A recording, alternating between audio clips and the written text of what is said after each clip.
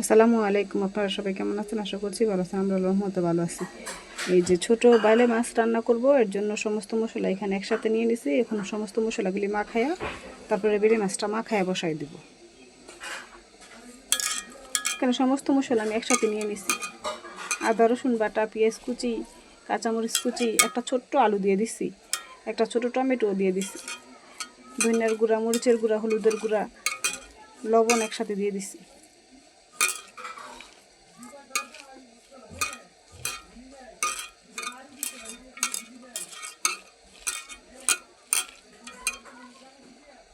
তেলটা দিয়ে নিই। এই যে পরিমাণ মতন তেলও দিয়ে দিচ্ছি।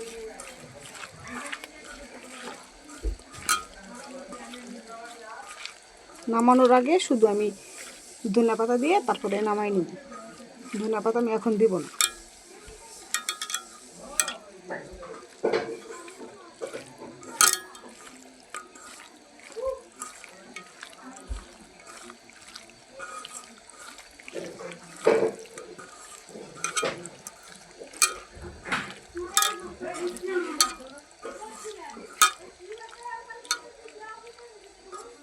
ভালো করে মাখাই নিচ্ছি। এখন আমি তরকারিটা অল্প পানি দিয়ে বসাই দেব।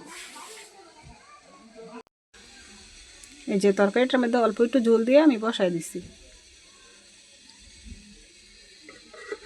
তরকারিটা হয়ে আসলে একটু ধনিয়া পাতা দিব। আর ছেলে মেয়ের জন্য এখানে মুরগি কেটে নিচ্ছি, মুরগিটা রান্না করে নিব আলু দিয়ে। এই যে এদিকে মুরগির গুঁড়ো তরকারিটা বসাবো, ওর জন্য তেলের সাথে পেঁয়াজ দিয়ে ভেজে নিতেছি।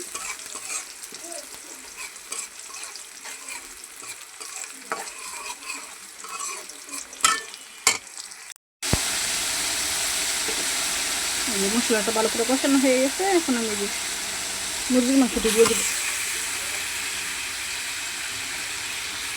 কক মুরগি তো, এর জন্য আমি আলু একসাথে দিয়ে দিব।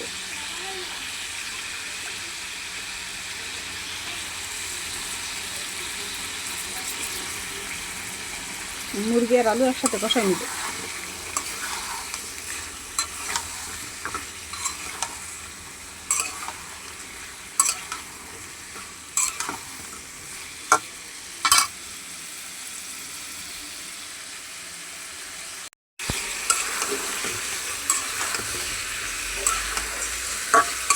ভালো করে আমি এখন কষাই নিব আলুটা আর মুরগির গোশটা।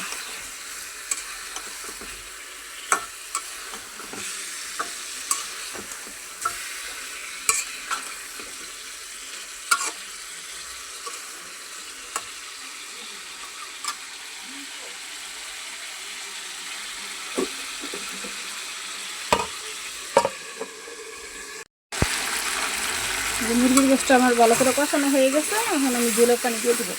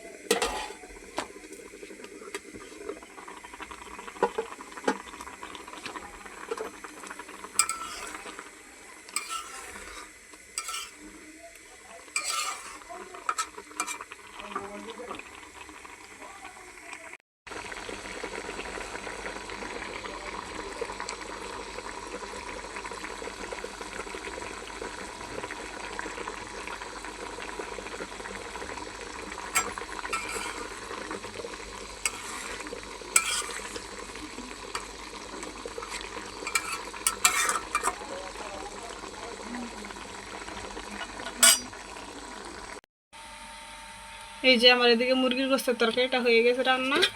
এই যে এদিকে যে মাছটাও রান্না হয়ে গেছে।